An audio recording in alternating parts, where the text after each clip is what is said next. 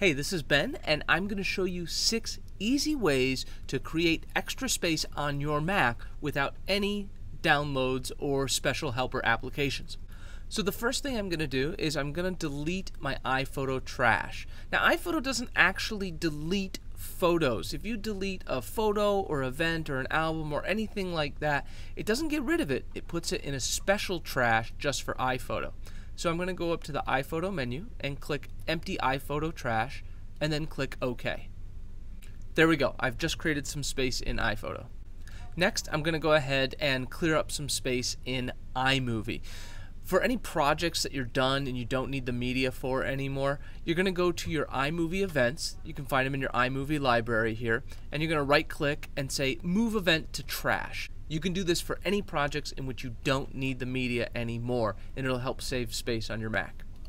Next is emptying out the trash on your mail. If you use Mac OS X Mail to access your Gmail or Yahoo or maybe even your iCloud email, you've probably got a lot of emails sitting around in the trash. So you're going to go ahead, click on your trash, and simply erase all of those deleted items. That's going to save a lot more room too.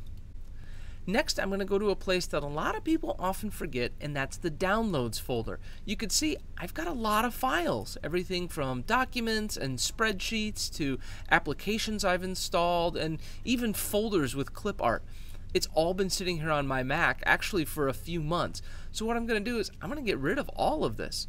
I'm going to simply select all, move it all down here to the trash. And that is going to save me a lot of room. So the last tip I have for you is to actually dig through the files in your Mac. And there's an easy way to find out which ones are taking up the most room. All you're going to do is click on the little finder face down here, and you're going to make sure you select all of your files over here in the sidebar, and then you want to sort by size. This is automatically going to put your largest files up here on top in this row, and then going down you'll get increasingly smaller files.